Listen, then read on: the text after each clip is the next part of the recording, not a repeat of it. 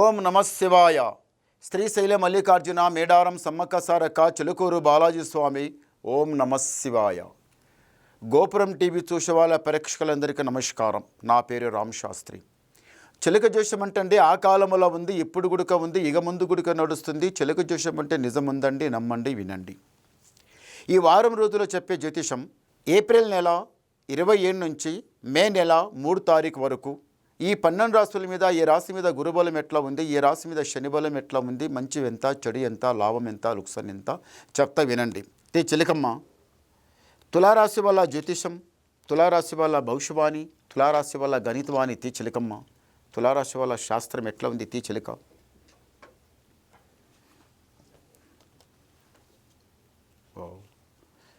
తులారాశి వాళ్ళకి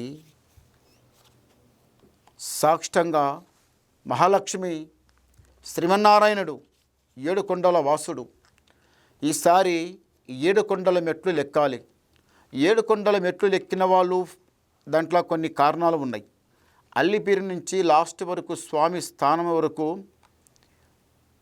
బొట్లు పెట్టేటోళ్ళు ఉన్నారు, ఖాళీ పాదనడకతో ఖాళీగా నడిచేటోళ్ళు ఉన్నారు, మెట్టుకు బొట్టు పెట్టుకుని వెళ్ళేటోళ్ళు కూడా ఉన్నారు. అన్నిటికన్నా మెట్టుకు బొట్టు పెట్టుకుంటూ పోతే దానికన్నా మించింది ఇంకా మీరు లేదు. చాలా మంచిది అది, అలా చేయాలి. ఈ రాశి వాళ్ళకి ఏముందంటే మాత్రం తులారాశి వాళ్ళకి ఈ మధ్యన ఎందుకో ఆలోచిస్తుండ్రు. ఈ ఆలోచన వదిలిపెట్టండి. మళ్ళొకటి, చేద్దామన్న పని అయితే లేదు. ఇల్లు కట్టాలనుకున్న వాళ్ళు, కళ్యాణం చేయాలనుకున్న వాళ్ళు, లేకపోతే ఇంత పొలమో జాగా కొనాలనుకున్న వాళ్ళు అస్సలు అయితే లేదు. కానీ అన్నిటికన్నా ఏమిటిదంటే మార్గము, ఇంటి లోపల ఉపాసం ఉన్నా కానీ ఉపద్రవంలా ఉండవద్దు.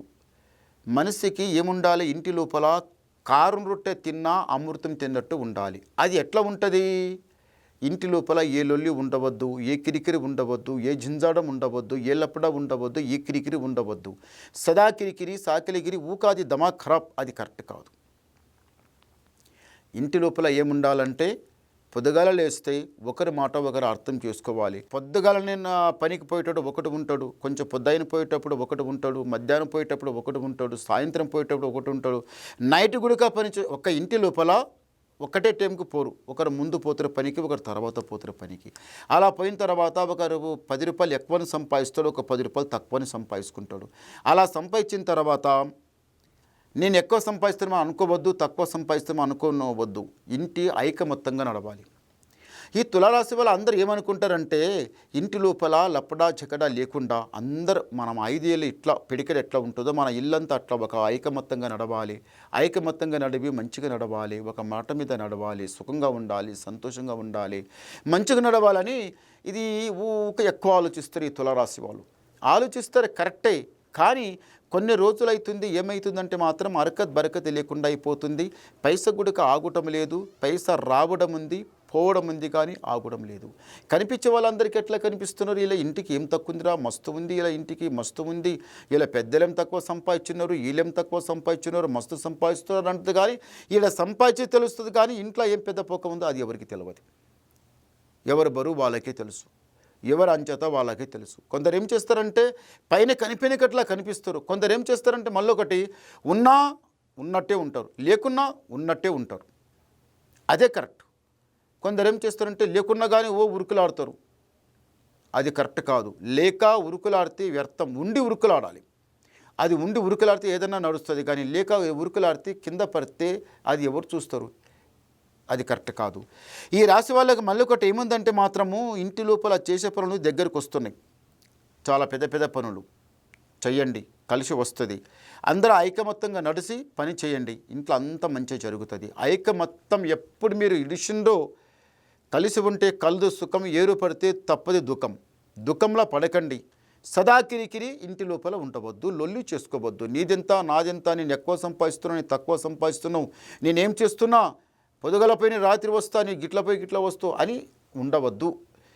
పుట్టంగాన తమ్ములు పెరగంగా పాలు ఎలా అన్నారు పెద్దలు, కానీ అలా చేసుకోవద్దు. అలా చేసుకోవడం కూడా అది మీ చేతుల్లో పని.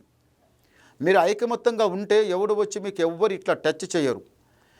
మీరు కొట్లాడి పెద్దగా చేసుకుంటే ఎక్కడ అడ్డం పడ్డవాడు కూడా లేచి వచ్చి మాట్లాడతారు, అరే నీవు చేసే తప్పురా, మీ పెద్దలు ఎంత నీట్గా నడిచిండ్రా, మీరెట్లా పుట్టిండ్రా వాళ్ళ కడుపులా, అనవసరంగా రోడ్డు మీద పోయేటోడు గుడిక ఇంటి ముందులో వచ్చి 2 మాటలు చెప్పిపోతారు. ఎందు గురించి మీ ఇంటి గుట్టు అవతల ఇచ్చినట్టు, జుట్టు ఒకరు ఎవరి చేతిలో ఇస్తే వాడు నిండా మునిగిస్తాడు. మునిగిపోతే లాభం లేదండి. అలా చేయకండి. నిదానమే ప్రధానం. ఒక మాట చెప్తండి, నా మాట ఇది ఇంత మీ మాటలే, నా మాట ఒక మాట చెప్తా. ఎంత కష్టం చేసినా పొద్దుగల లేచి సాయంత్రం వరకు రాత్రి వరకు ఎంత కష్టం చేసినా కానీ ఇంత పెడుకొని మెతుకులి తప్ప దానికి తప్ప ఎండి బంగారం ఏం మింగం.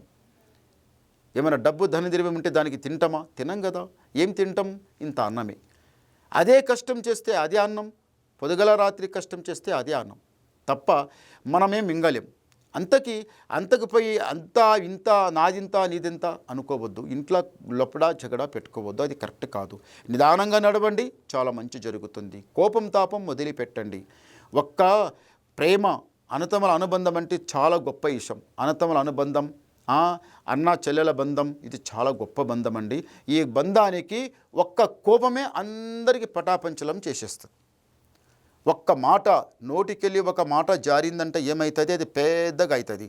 నారు పాతితే అది పెద్దగా ఎట్లయితుంది? ఇతనం పాతితే పెద్దగా అవుతుంది కదా. ఇది కూడా మాట జారితే పెద్ద కొట్లాడవుతుంది. మాట జారనీయకండి. అనుకుని చెప్పే ముందులో ఆలోచించి, ఎదుట ఉన్నవాడు బాధపడతాడు, అమ్మ బాధపడుతుంది, నాయన బాధపడతాడు, తమ్ముడు బాధపడతాడు, భార్య బాధపడుతుంది, పిల్లలు బాధపడతారని అనుకోవాలి ముందు. అనుకొని మాట చెప్తే, మనసులో అనుకొని మాట చెప్తే ఏ కొట్లాడ కాదు. అలా అనుకోకుండా నోటికొచ్చింది ఎట్లంటే అట్లా మాట మాట్లాడితే ఇక అది పిడుగుపడ్డట్టే అవుతుంది. ఒకసారి గవ్వలేద్దాం. ఓం నమ శివాయ. 4 చాలా మంచి గవ్వలి. తులారాశి వాళ్ళకి ఆదాయం 5, వ్యాయం 14, రాజపూజ ఫలం 6, అవమానం 3. చూశారా? మీకు గురుబలం చాలా బాగుంది. శని బలం మీకు జర తక్కువ ఉంది. గురుబలం చాలా బాగుంది. తొందర పడకండి, నిదానం చేయండి, మీకు అంత మంచి జరుగుతుంది, జయం జరుగుతుంది. తొందర మాత్రం పడకండి. ఇంకా మీరు ఏమన్నా డౌట్ ఉండి ఫోన్ చేస్తే నాకు ఫోన్ చేయండి. మీ డౌట్ మొత్తం క్లియర్ చేసేస్తా, మొత్తం చెప్పేస్తా. నమస్కారం.